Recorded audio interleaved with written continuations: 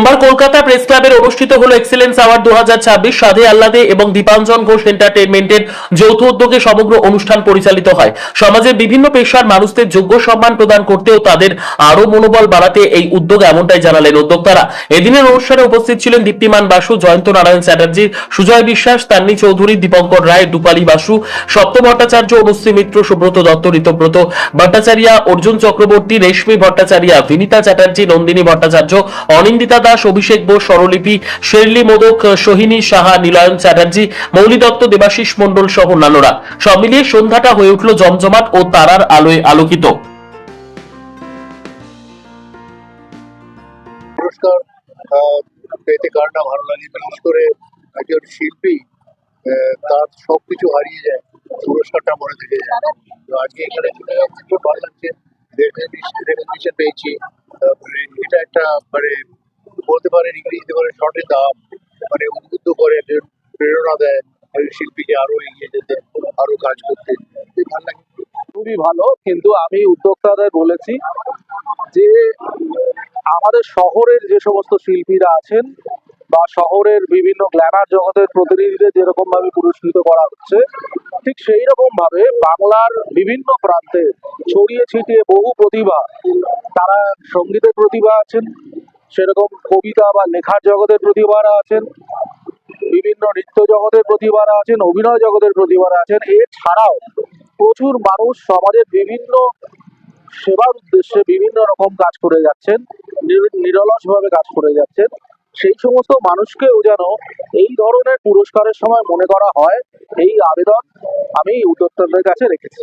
এবং তারাও সহমত হয়েছেন যে পশ্চিমবঙ্গের বিভিন্ন প্রান্তে যে সমস্ত মানুষরা কাজ করছেন তাদেরকে যুক্ত করে বা তাদের কথা মনে রেখে ভবিষ্যতে তারা এই ধরনের অনুষ্ঠান করবে। অফকোর্স এটা খুব ভালো একটা ইনিশিয়েটিভ। যারা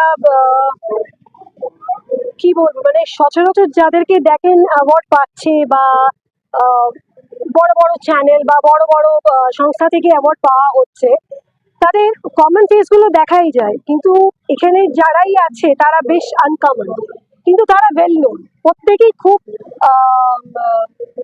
মানে অনেক বছর ধরে কাজ করছেন আর স্বীকৃতি পেয়ে রয়েছে।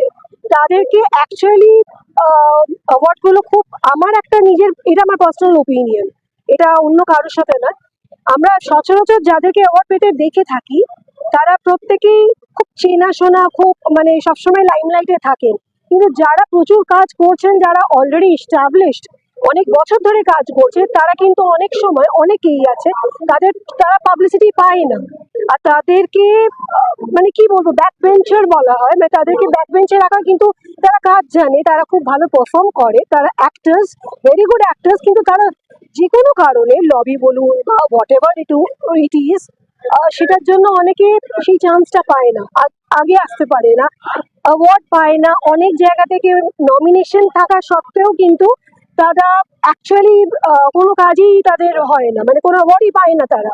কিন্তু সেই অর্থে যে দীপাঞ্জন দা বা সাধে আহ্লাদে যারা এই ইনিশিয়েটিভ নিয়ে, এই যে সবাই যে পাচ্ছে অ্যাওয়ার্ডটা, মানে যাদের সত্যি দরকার, এত বছর ধরে কাজ করছে, সেইটা দেখে আমার খুব ভালো লেগেছে। এই ইনিশিয়েটিভটা is really really good. Appreciation নয় যে কাজ ভালো করেছি বলে আমাকে যারা দেওয়া হলো অ্যাওয়ার্ডটা, তা নয়, বাট এটা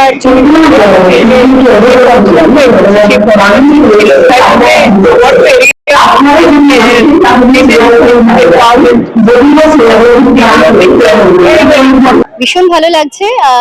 সবাইকে রেকগনাইজ করা হচ্ছে, এরকম প্ল্যাটফর্ম দেওয়া এবং বিভিন্ন ফিল্ডের মানুষকে, বিভিন্ন ফিল্ড অফ ইন্টারেস্টের মানুষকে আজকে অনার করা হয়েছে।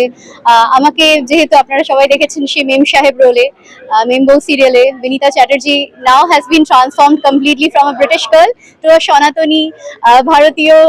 এখন আমি যে ধরনের কন্টেন্টগুলো করছি, ভীষণভাবে অন্যরকম সিনেমা করছি, তো বিনোদনের জগতের জন্য আজকে আমাকে অ্যাওয়ার্ডটা দেওয়া হয়েছে।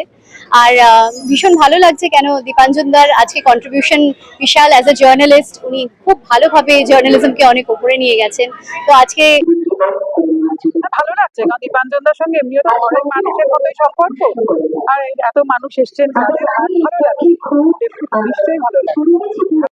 খুব ভালো প্রয়াস, মানে বিভিন্ন ক্ষেত্রে যারা মানুষ, আমরা যারা কাজ করি, আমাদের এই সম্মানগুলো উৎসাহ দেয়, এই রেকগনিশন গুলো শুধু শিল্পীদের নয়, সকলকেই উৎসাহ দেয় বলে আমি মনে করি, মানুষ হিসাবে মনে করি।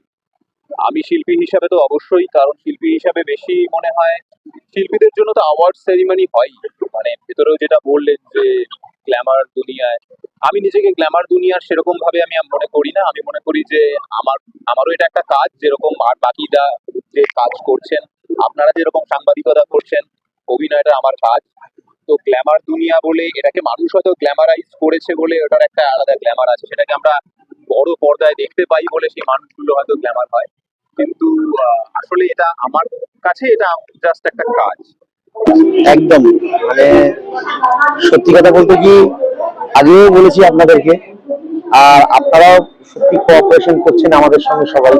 তো সাদে আহ্লাদে যেরকম আমাদের মানে টোটাল একদম ফিল্ম লাইনে, মিডিয়াতে আমরা চলে এসেছি, মিডিয়া ফিল্ম লাইনে যেরকম দূরত্ব শ্যামল বোস পরিচালনা করছেন, ঈশ্বরী পরিচালনা করছেন রণ রাজ, আমরা খুবই আশাবাদী এই দুটো ছবি খুবই হিট করবে এবং মানুষের কাছে আমাদের তার যে চিত্র তুলে ধরতে পারবো। এছাড়া আমাদের প্রোডাক্ট সেলস ব্যবসা, আমাদের প্রোডাক্টের মানও খুব ভালো, মার্কেটে খুব ভালো রেজাল্ট পাচ্ছি। সাদে আহ্লাদে টোটাল মানে সব দিক থেকেই সবার সঙ্গে কোঅপারেশন করবে এবং আমরা চাইছি যে আমাদের আরো মানটাকে বা আমাদের আরো গুরুত্বটাকে সবার সামনে তুলে ধরতে। আমাদের ভোজ্য দ্রব্যের মধ্যে চাল আছে, তেল আছে, ঘি আছে, মধু আছে, এছাড়া আনারদানা বলে একটা মানে জিনিস আছে, সেটাও আগামী দিনে লঞ্চিং হচ্ছে অল ওভার ওয়েস্ট বেঙ্গল, এবং আগামী দিনে আমরা চেষ্টা করছি অল ওভার ইন্ডিয়াতে লঞ্চ। হ্যাঁ, পথ চলা শুরু করেছি আমরা মোটামুটি আজ থেকে প্রায় 4 মাস 5 মাস আগে থেকে, কিন্তু আমরা এগিয়ে যাচ্ছি, আরো চেষ্টা করছি মানুষের সামনে নিজেদের। ছিল তো মোটামুটি আমরা ঠিক করেছিলাম 30 জন মতো দেবো, কিন্তু আমাদের লাস্ট কাউন্টিং দীপাঞ্জন দা যা বললো ওই 21-22 জন হয়েছে মনে হয়।